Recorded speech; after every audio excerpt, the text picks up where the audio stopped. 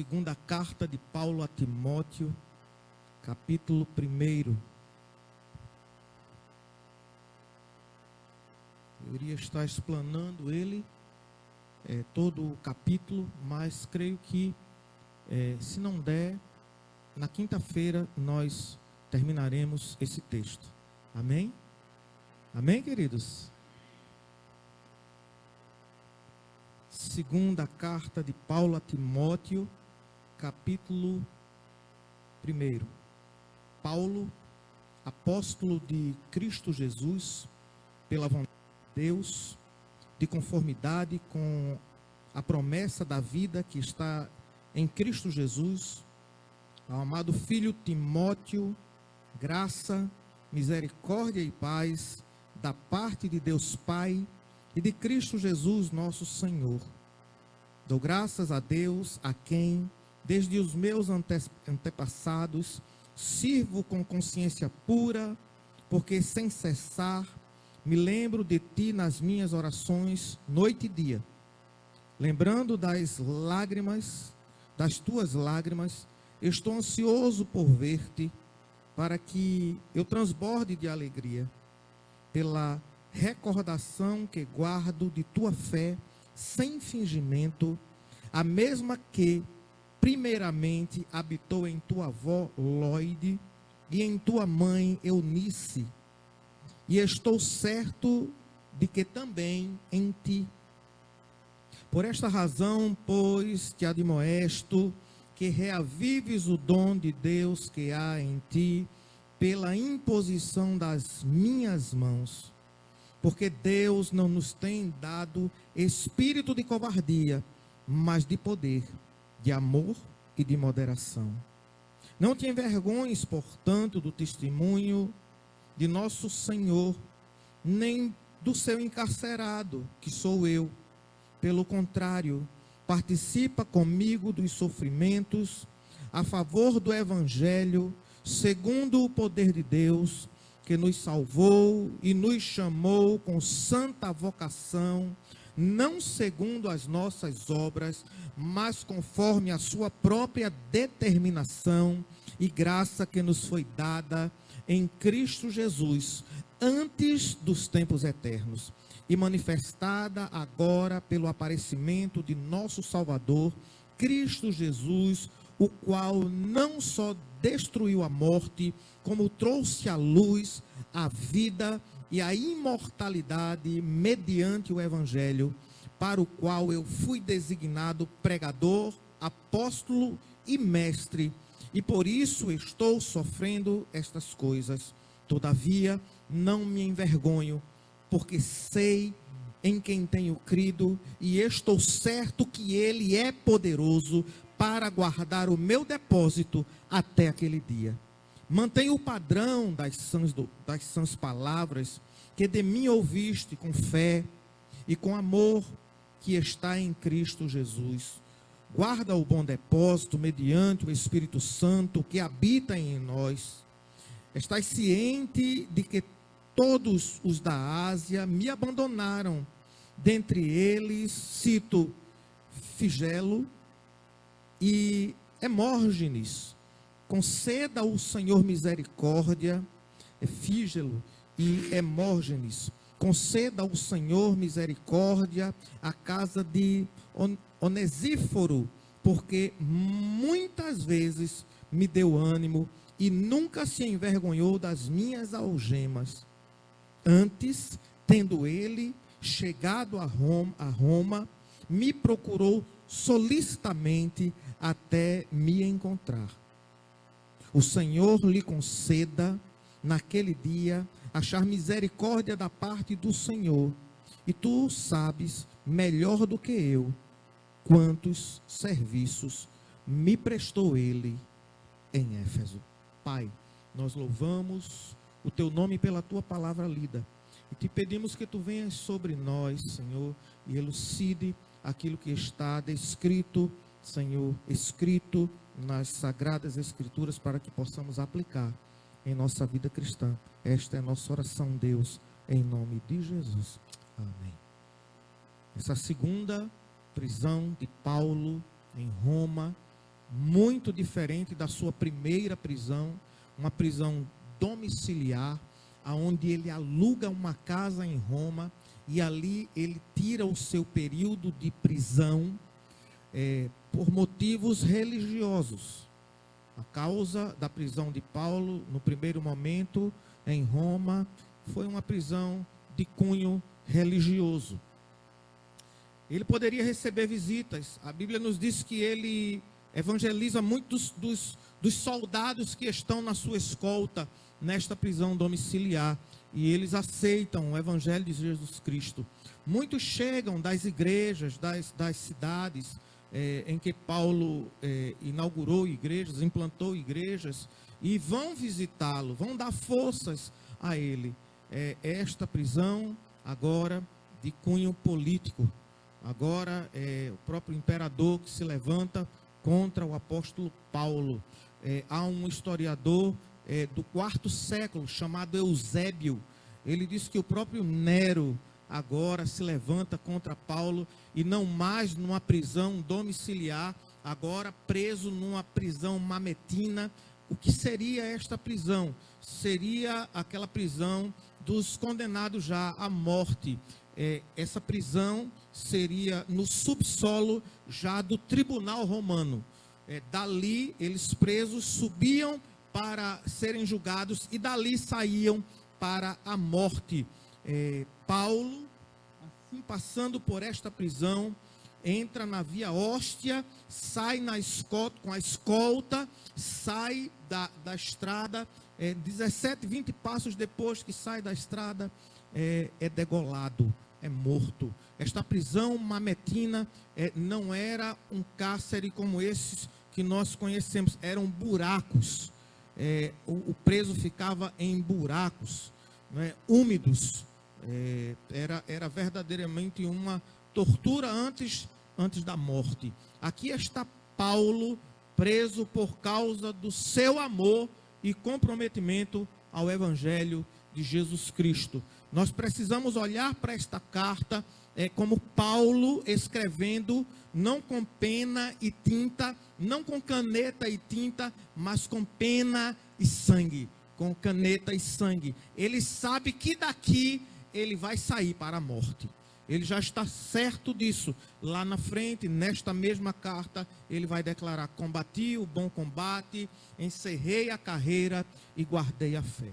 Mas nós vamos ver que neste momento, esta carta é o último contato de Paulo com seu filho na fé, chamado Timóteo. Este é o último empurrão que ele dá. Ele sabe que não mais Timóteo terá os seus conselhos, não mais terá as suas admoestações, não terá mais as suas correções, não terá mais os seus exemplos de forma de conselhos. Ele não terá mais esta oportunidade. Então Paulo sabe que esse é o último contato dele, e por graça e misericórdia, ele ainda escreve esta carta e ela chega até Timóteo. Esta leitura nos dá uma ideia de quem levou esta carta, porque Paulo declara aqui que foi abandonado por muitos, mas nos dá uma ideia e podemos tirar algumas conclusões aqui a despeito desta carta. Mas eu quero com os irmãos meditar nesse verso primeiro, verso segundo.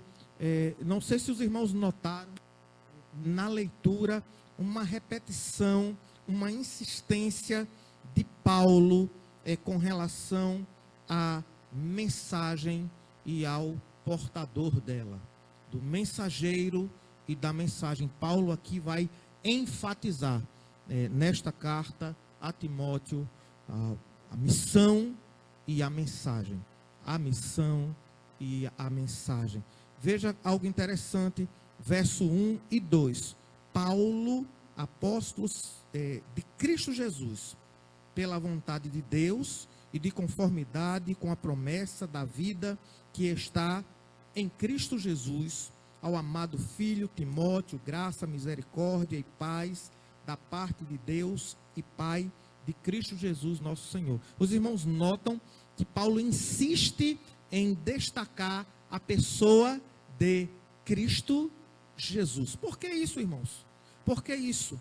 Porque ele estava preso, ele estava sendo perseguido, ele foi perseguido, caluniado, Paulo foi apedrejado, Paulo passou por espancamento, Paulo foi preso, não é, por amor a este evangelho.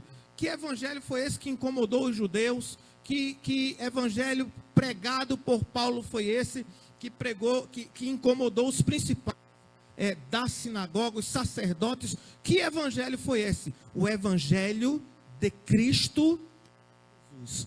Este é o verdadeiro evangelho, irmãos. É o evangelho de Cristo Jesus. Muitas pessoas não alcançam que Jesus Cristo não é um sobrenome. Cristo é um título ungido, escolhido, não é separado. Jesus foi a escolha de Deus para o sacrifício, para a obra salvífica, para a obra redentora, para a obra de redenção. Então Paulo vai dizer assim: olha Timóteo, o evangelho, a mensagem que você deve pregar é a mensagem de Jesus. Ele é o Cristo, ele é o escolhido, ele é o enviado de Deus, ele é o Filho de Deus. Vocês se lembram que João Batista foi morto por pregar Jesus sendo o Cristo. Até hoje, naquela cultura, eles não aceitam que Jesus é o Filho de Deus, que Jesus já veio e já realizou a obra de redenção. O judeu não crê que Jesus é o Cristo, é o ungido de Deus. E Paulo vai dizer: olha, você tem que pregar a mensagem ressaltando, declarando que o Cristo já veio, que o Cristo nasceu, que o Cristo viveu, que o Cristo morreu e que o Cristo ressuscitou. E ele é Jesus. Este é o centro nevrálgico da mensagem. A mensagem é cristocêntrica. Por isso hoje nós estamos nos afastando da mensagem. Muitas mensagens são pregadas, mas não a mensagem de Cristo Jesus. Onde Paulo vai dizer aqui, nesse texto, em quem temos a promessa da vida, e esta vida é eterna, que está em Cristo Jesus. Não teremos vida eterna, senão na pessoa de Jesus, irmãos.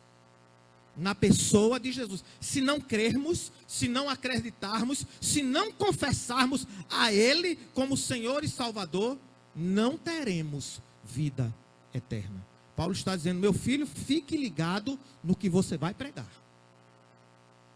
Fique ligado qual é a mensagem genuína.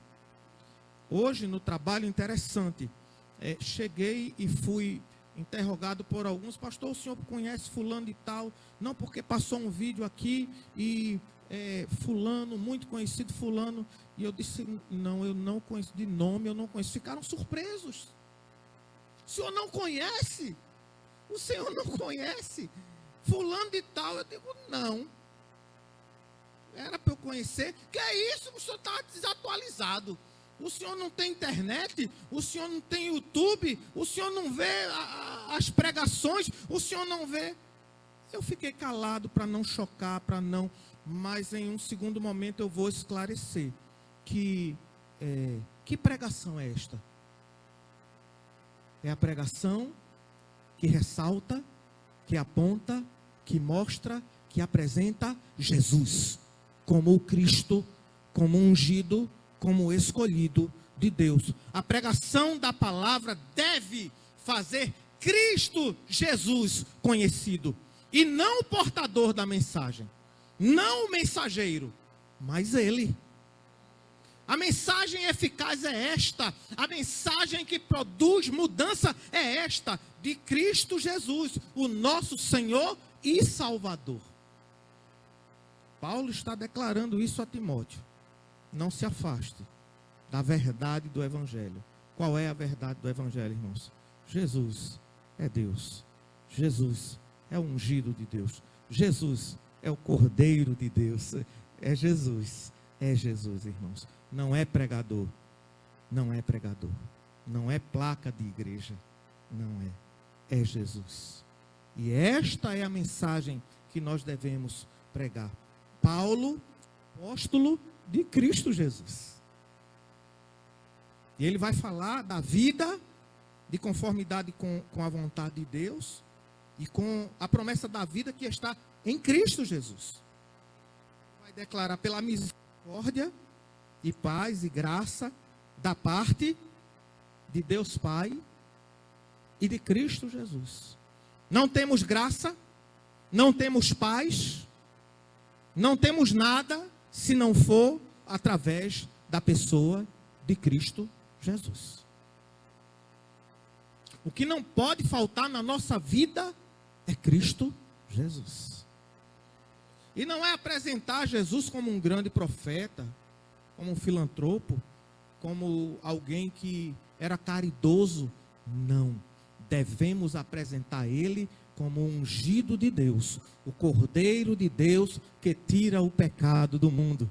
Como João Batista com autoridade declarava, ciente da mensagem, do teor da mensagem, do conteúdo da mensagem: eis o Cordeiro de Deus que tira o pecado do mundo. Olha ele ali, eu não sou digno de atar as sandálias dos seus pés.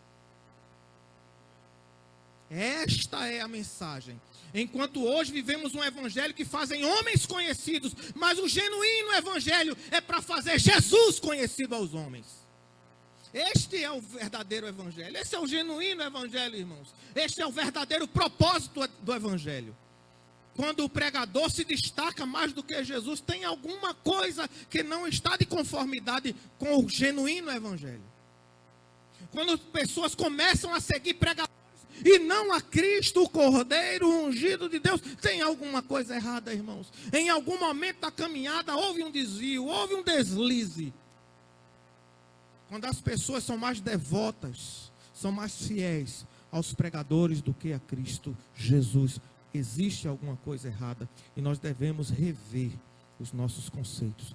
Paulo está muito preocupado porque ele não estará mais perto de Timóteo. E ele quer deixar isso bastante claro a ele. Esta é a mensagem e não se desvie dela. A quem você serve, irmãos? A quem você segue, irmãos? De quem você é propriedade, irmãos? Quando pregamos o genuíno evangelho, nós temos ciência de tudo isso. E não seremos crentes omissos, crentes doentes, crentes enfraquecidos, porque Paulo declara: eu sei em quem tenho crido, e eu estou bem certo que ele é poderoso para guardar o meu depósito até aquele dia que ele vai me chamar. Esta é a verdadeira segurança que o evangelho de Cristo Jesus produz no crente. Este é o verdadeiro produto gerado em nós pela pregação do evangelho de Cristo Jesus. Interessante que Paulo vai continuar a introdução da sua carta declarando da graça, verso 3, dá graças.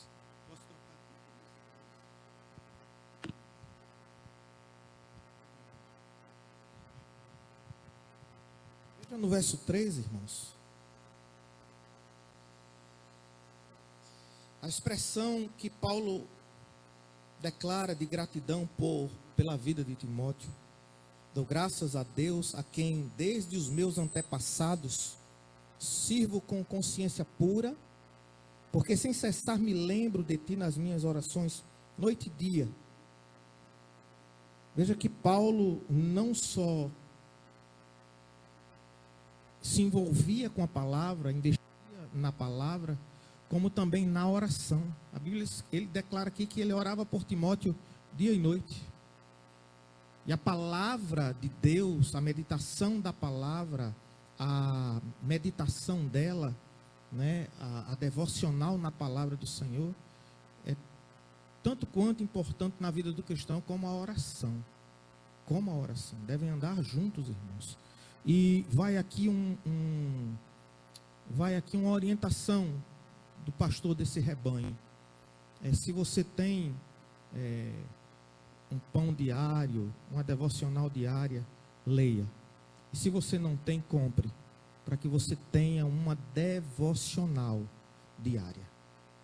Já que você não tem aquela disposição, aquela compreensão da Bíblia, e é sempre um obstáculo que aparece para você fazer o seu momento de reflexão da palavra, ali já vem com o dia, né, já vem bem mastigado, já vem bem trabalhado, vai facilitar você. Eu gostaria de ver os irmãos testemunharem que todos os dias fazem devocional, tem a sua devocional na palavra. E o pão diário, existem outros, não é? Existem outros, mas eu estou citando um dos mais conhecidos, que é o pão diário. Você pode adquirir,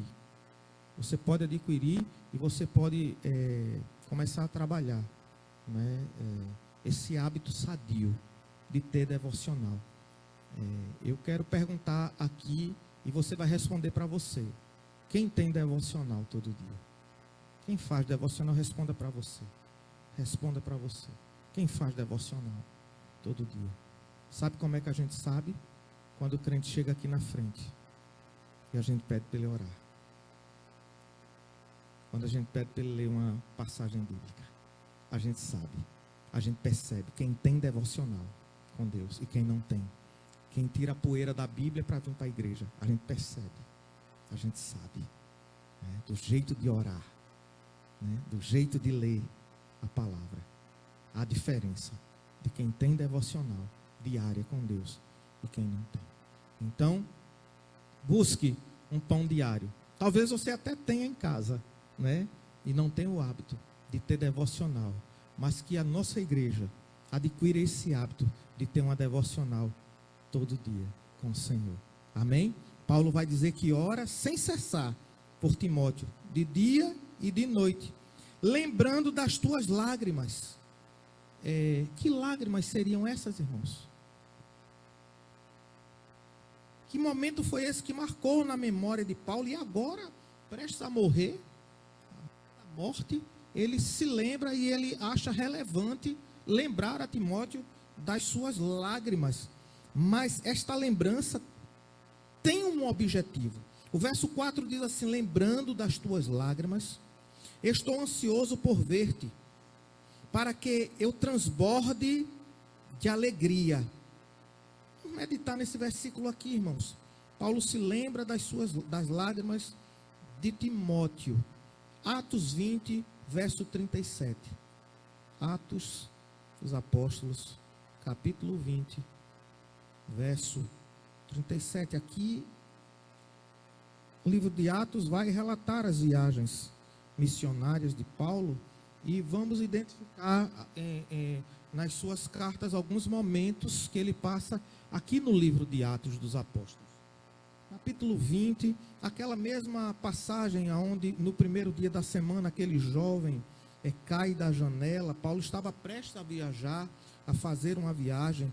E o interessante é que, vamos ler o texto aqui, o verso 37 e 38. Capítulo 20 de Atos, 37 e 38. Então houve grande pranto entre todos, e abraçando afetuosamente a Paulo, o beijavam, entristecidos especialmente pela palavra que ele dissera, que não mais veriam o seu rosto, e acompanharam-no até o navio. Paulo está voltando para Jerusalém, e ele manda avisar a Timóteo e aos presbíteros que estavam em Éfeso, a capital da Ásia, para que encontrassem ele em Mileto. Ele vinha de Mileto, e eles encontrarem no caminho a Paulo, porque Paulo sabia que se fosse lá para Éfeso, ele ia se demorar lá. Ele iria se demorar, e ele precisava chegar em Jerusalém.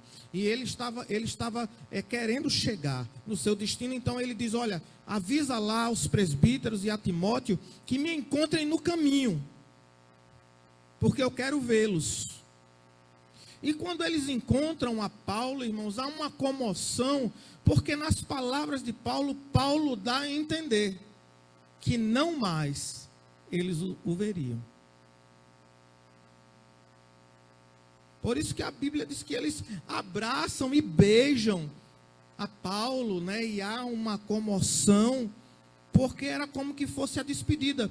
E aqui Paulo vai se lembrar do seu filho na fé, Timóteo. Talvez tenha sido o último contato de Paulo com Timóteo, o último abraço, as últimas palavras presenciais.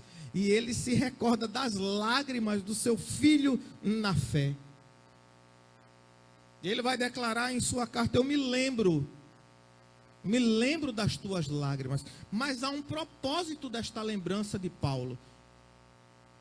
No verso 4, veja só que interessante, e como é estudo da palavra hoje, nós vamos meditar nesse versículo. Lembrando das tuas lágrimas, estou ansioso por ver-te, para que eu transborde de alegria. Os irmãos perceberam o que Paulo acaba de dizer aqui a Timóteo? Eu me lembro daquele momento da despedida da gente, e eu estou ansioso para te ver. Veja que ele não diz: eu quero rever-te, eu quero te ver novamente. Paulo sabe, irmãos, e no teor desta carta, lá na frente, ele vai dizer: combati o bom combate, encerrei a carreira e guardei a fé. Agora está proposto, né, aquilo que o Senhor guardou para ele, prêmio da soberana vocação que Paulo tanto almeja. Ele se lembra da despedida e ele diz: eu espero que te ver.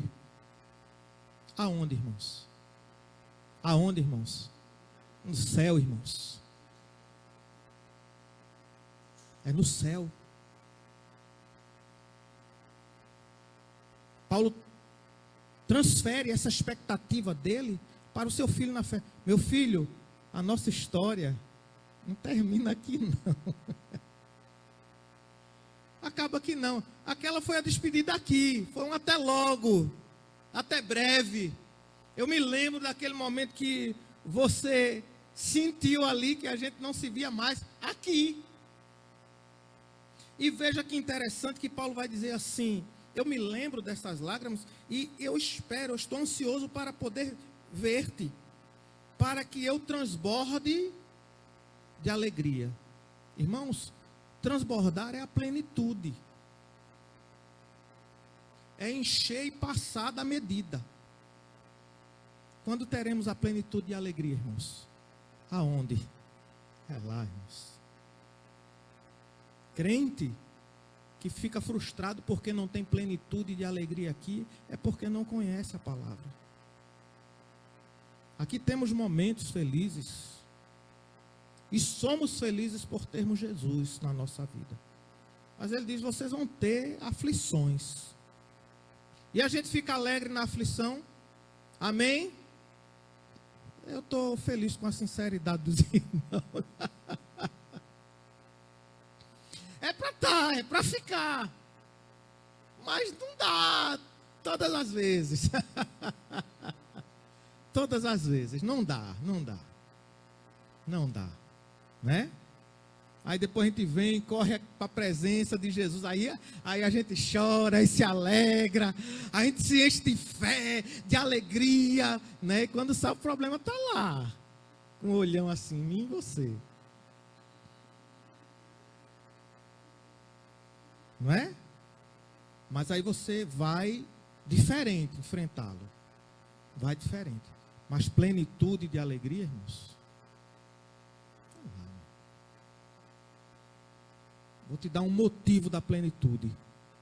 Ver Jesus face a face. Acabou-se. Olha, quando eu chegar lá, irmãos, um corpo transformado. Esse ano eu faço 50 anos. Já todo entrevado. Aí quando eu chegar lá, corpo transformado. Outro nome.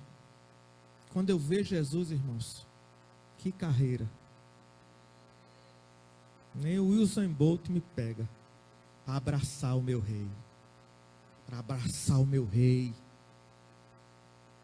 Para abraçar ele. Não vai ter comparação com o que a gente vive aqui.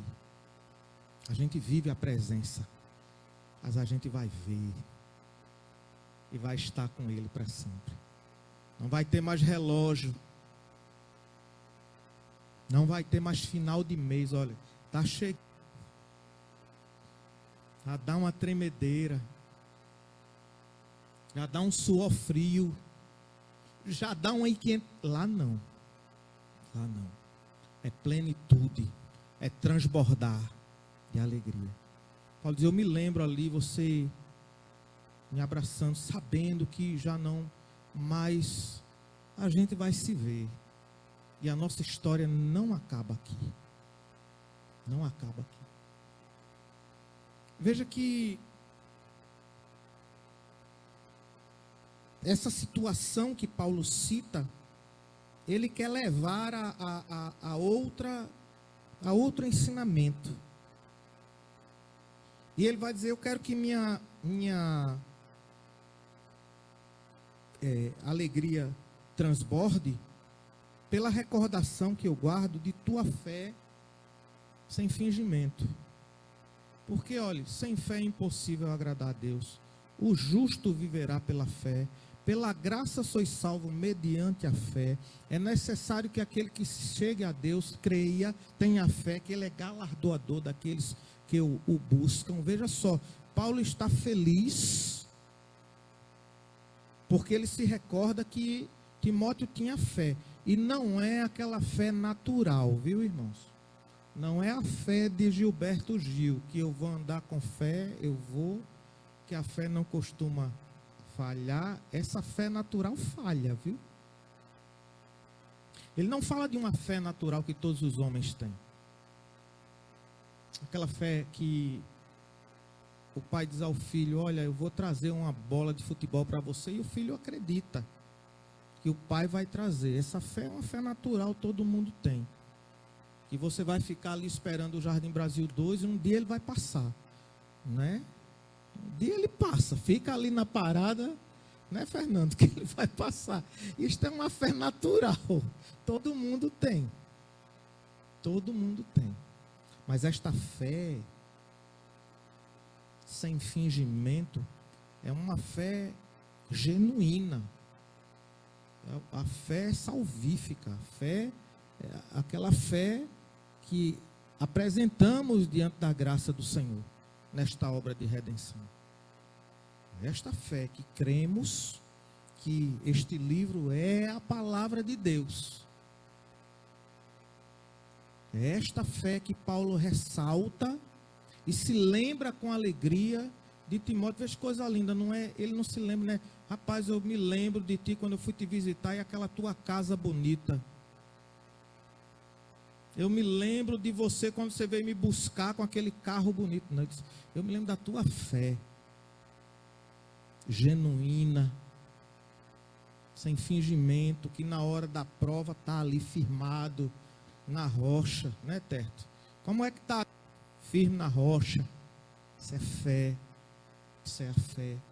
E Paulo vem aqui tratar de uma coisa muito interessante, que esta fé, ela tem uma referência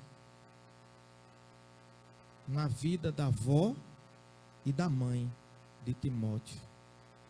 Você é referência de fé para alguém? Ou melhor, você é referência de fé dentro da sua casa?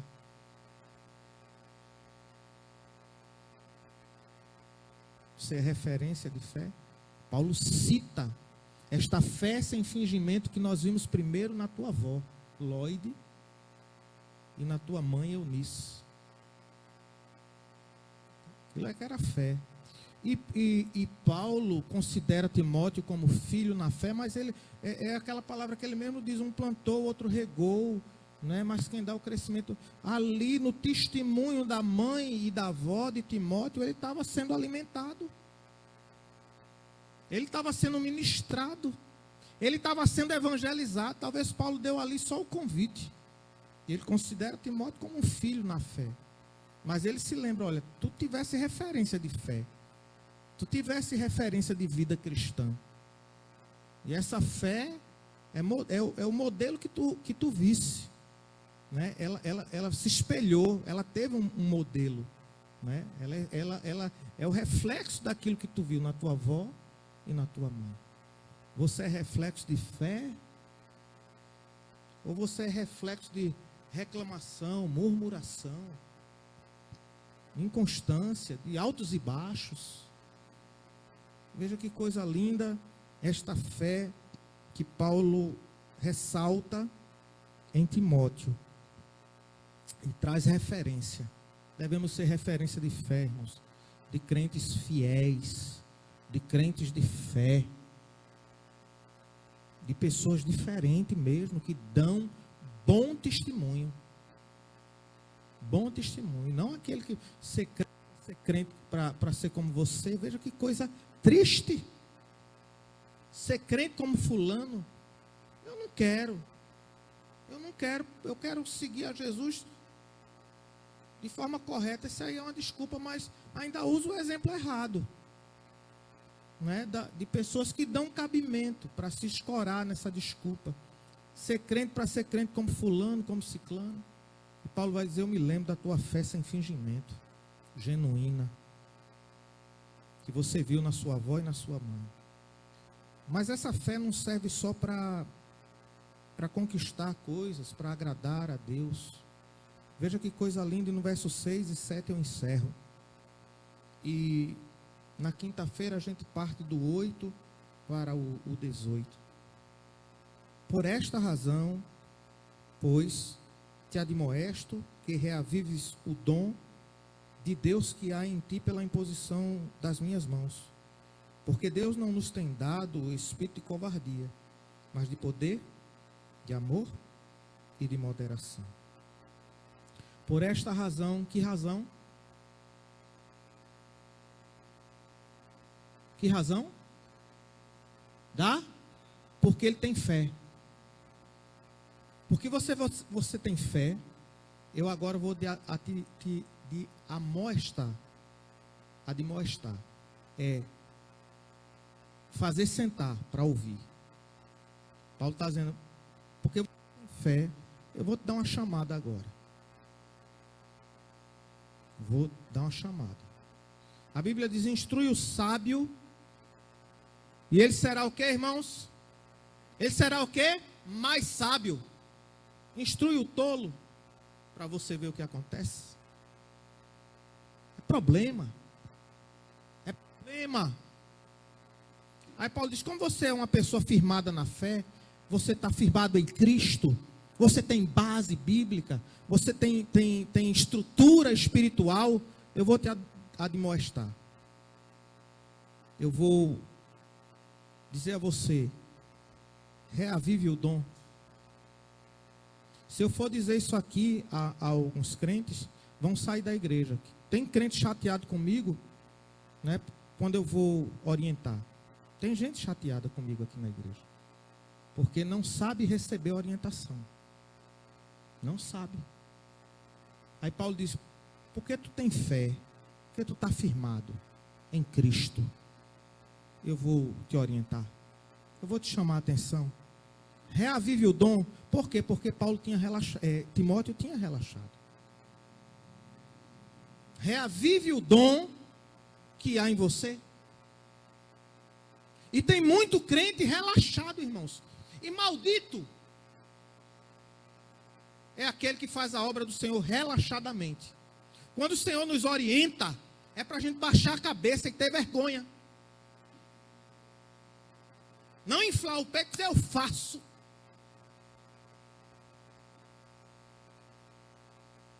É chegar diante de Deus e dizer, ser propício a mim, pecador.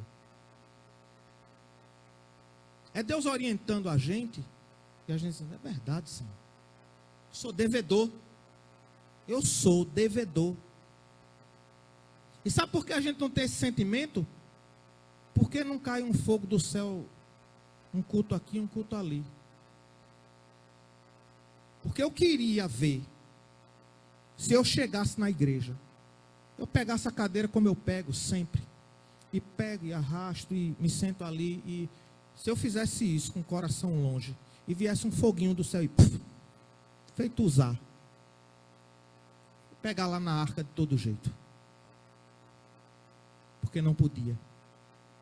Viu como Davi voltou para pegar a arca, lá na casa de Obed-edom, quando ele deixou lá, e Obed-edom foi ricamente abençoado. Viu como foi diferente a postura, a mudança, o trajeto. Não foi em carro de boi, porque a arca não era para ser levada em carro de boi. Tinha as hastes, tinha as argolas para botar as hastes, para os sacerdotes, para os levitas levarem. Aí foi preciso um foguinho. Ah, Senhor.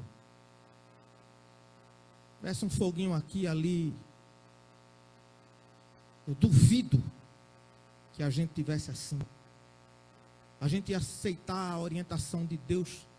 Eu me lembro a primeira vez que eu ouvi Deus falar através de um profeta.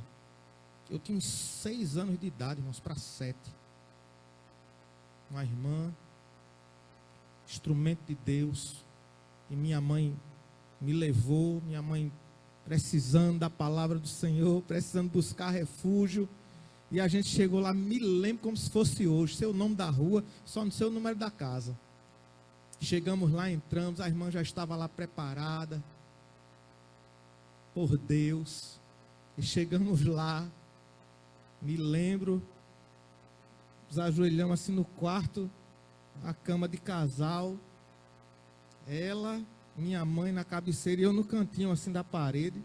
Minha mãe ficou num ponto estratégico para eu não sair, menino.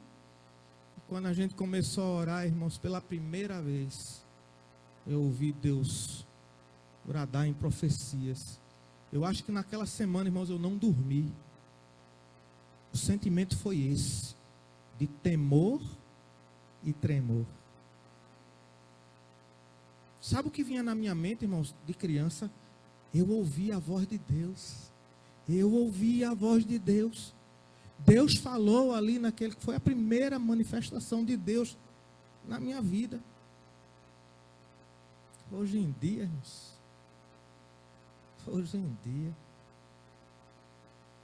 o Evangelho não é o de Cristo Jesus. A postura está muito distante. Aí Paulo diz, por esta razão, eu posso te orientar. Reavive o dom que há em você. E outra coisa, viu? É coisa sagrada.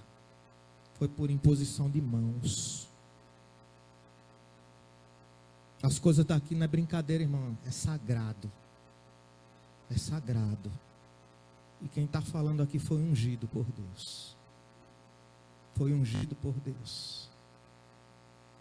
Pela imposição de mãos de um homem de Deus. Ela estava comigo lá em Catuama. Quando Deus tomou o meu pastor, nós estávamos indo embora de um acampamento, estávamos saindo, e ele disse, não saia sem a gente orar. E no quarto, com 2 ungidos ali, havia o pastor Marcos e o pastor Mário. A irmã Miriam e a irmã Milka. Eu e Lala. E naquele dia, Deus me ungiu. Deus toma aquele homem e diz, hoje eu te separo. Hoje eu te unjo para o ministério. E ali ele vinha com a mão e eu sentia o óleo escorrer em mim. Ungiu minhas mãos, ungiu meus pés, ungiu meus olhos, ungiu minha boca, ungiu meus ouvidos. Ele me ungiu. Ela está aí por testemunha. E até hoje estou aqui. Por isso, eu sei em quem tenho crido. Sei a quem eu sirvo. Eu sei para quem eu abro aquele portão. Eu sei para quem eu acendo essas lâmpadas aqui.